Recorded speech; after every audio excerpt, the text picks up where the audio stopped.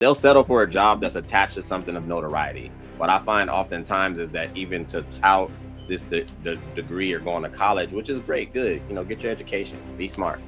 But the disparity is not even broad enough to really brag about. Numerically, there's more women than there is men. We're talking about just the black community. Look, there is more women in the black community. 100, that definitely is.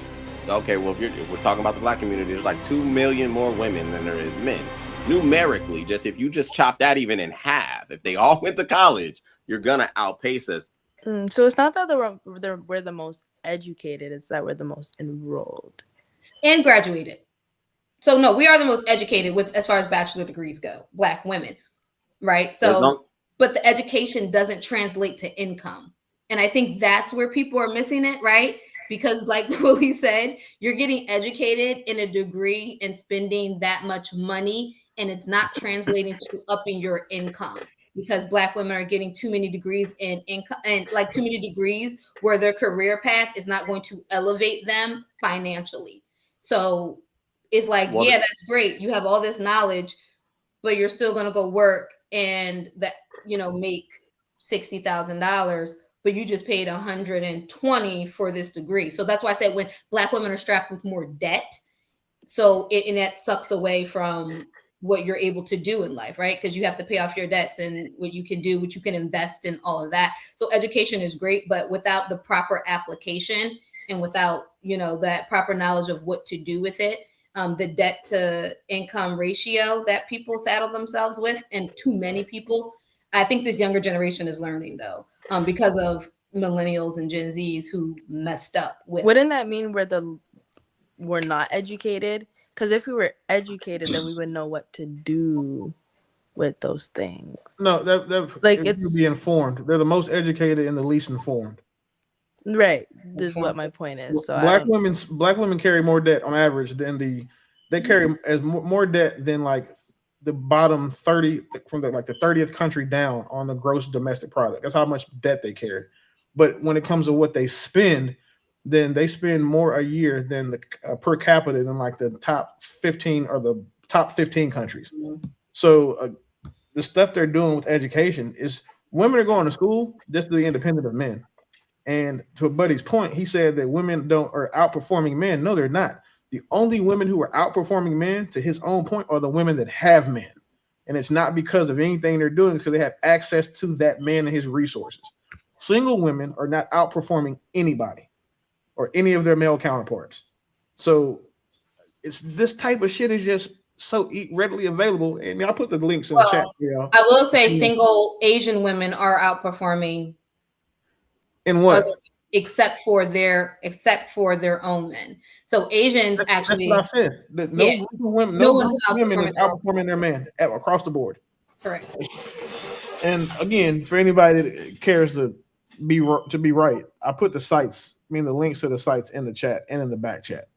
But women aren't outperforming men. The wage gap is not based on their gender. That goes too. It's based on the work they choose and the roles they take, how much time they take off from work. And then more importantly, how agreeable they are to salaries. And hiring women is so much easier than hiring men, because I know if I offer BK and True the same job, I can get BK to take less money. She's not going to come in and ask for the money that she's earned, because one, most people even know how to look at it. They don't know how to figure out where their pay bands are. They don't even know to ask those questions. True, you're going to know that though, because men typically are just more disagreeable. Even if you didn't know about like how to ask the pay band question, you're going to be like, so hey, what's the top end of the range for this? Where do you see that I fall? Women don't ask those questions. They're just happy they got a job but don't need a nigga again. And they'll settle for something like the type of job they'll settle for a job that's attached to something of notoriety. What I find oftentimes is that even to tout the degree or going to college, which is great, good, get your education, be smart. But the disparity is not even broad enough to really brag about. Numerically, there's more women than there is men. If you're talking about just the black community, look, there is more women in the black community. 100, that definitely is. Okay, well, if we're talking about the black community, there's like 2 million more women than there is men. Numerically, if you just chop that even in half, if they all went to college, you're gonna outpace us. But it's negligible, especially if you talk about bachelors or more. It's like 3% from the last time I looked it up. But it doesn't account for, again, what you take home maintaining lifestyles and so on and so forth. The simple fact is that I believe that this is a new phenomenon for women who were born past 1980 or so, the new independence. So basically, I've met more girls who work at Fortune 500, and then you ask her what she does, and she's a glorified receptionist. Like, she gets coffee, but she's not moving nothing. She's not VP of marketing. She's not necessarily overseeing, you know, a position of prominence. So therefore, you have a job, great, good, but then you also are being paying the highest taxes because you're an employee.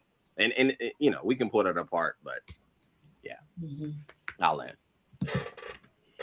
I was just gonna say, he said, I can't remember exactly what he said, but because I really, you know, I just feel like he's just saying things. But he was talking about compatibility. So is he saying that this is why men are more compatible with men? He's saying that men are more compatible with men than they are women, as if that was saying anything. Yeah, because there Like, was he's trying to say that they're like DL.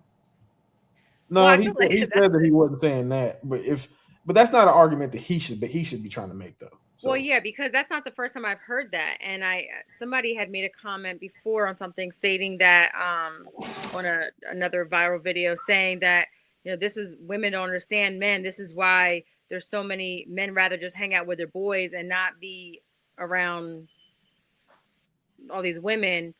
And then you want, you know, I understand. I got the brotherhood with, you know, my boys too.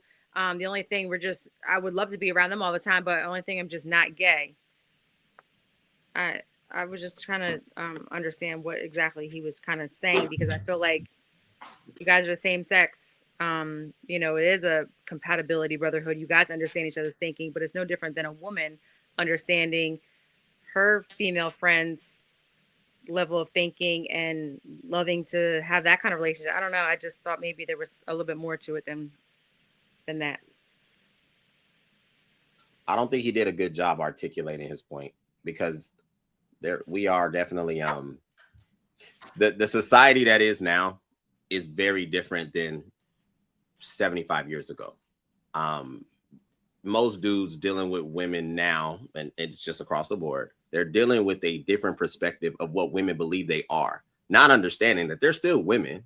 They're not really better than the women of the early century. They have more options. They have a different lifestyle, but it's created this energy that a lot of dudes are combating, basically off the strength that they really do believe that their life is vastly different, for whatever reason, because they have jobs, because they can have a credit card, which is so wild that they use that arguing point, because men didn't even have credit cards at a certain point. Credit was it's a very, very new concept. Used to issue credit by your name and having a job or a family name, but you know, I'll leave it there. And he another point that he fell out. He used a little red jacket. I mean, the red shirt boys thing, talking about there's an idea that if you put boys in school better, they'll do better. It's not to keep up with women. It's just so that they can have similar results as far as in the school system goes. But the issue with schools has been identified, I don't know, for the past 30 years, is that you can't teach boys and girls the same way because they don't learn the same ways. And in schools, you have kids, you're telling boys to sit down for 8 hours a day, focus and pay attention. And boys have shorter attention spans than women. Like you're saying, we're more inclined to be active than women are. So you want boys to conform to being taught in the same manner that women are. Women thrive in that. Women thrive in office spaces. That's why most of women are HR. Like, that's where women thrive. So like, he cherry picked some talking points from whatever like symposium that all these guys attend and made this video.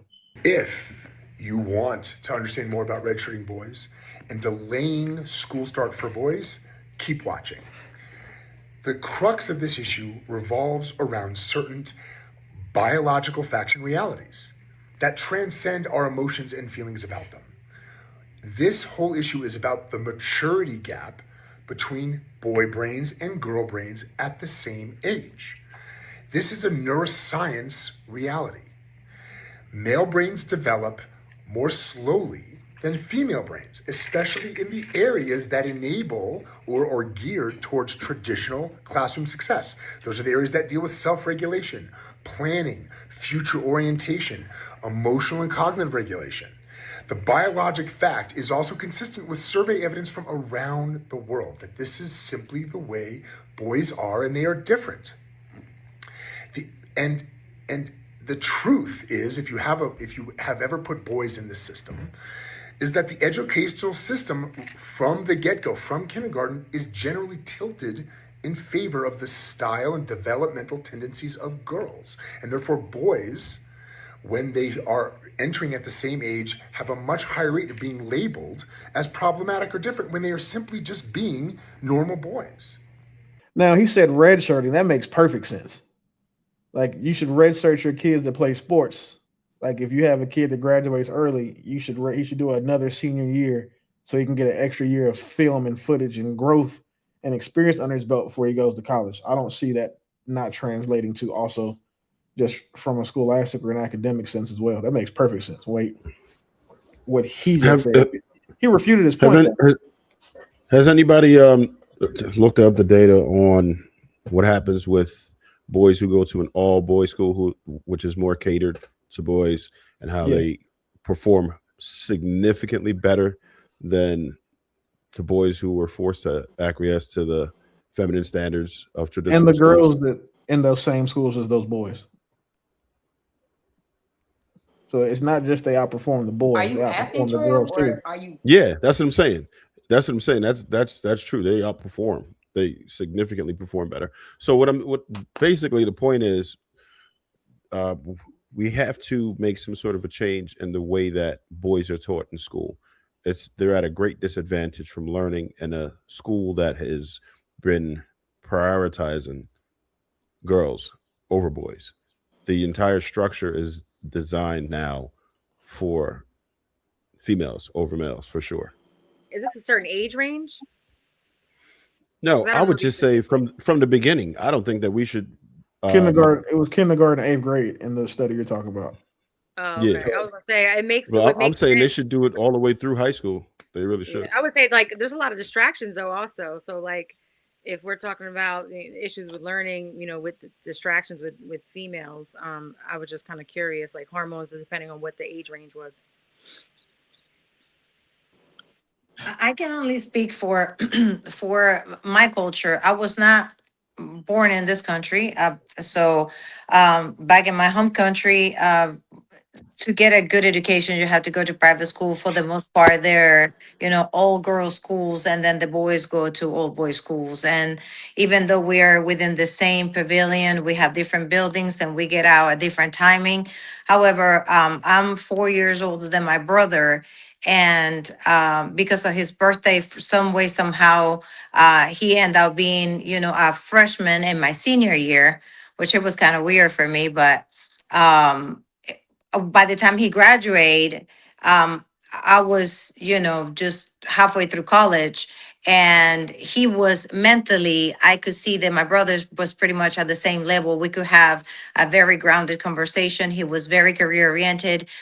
He graduated from law school, actually, because I got into motherhood, so I had to pause my education. But like, he has been very successful, and I could see the difference of how my brother went to school and the way he developed and the kind of friendship that he maintained to this day, to my boys being in the mixed school system. I definitely can tell the difference.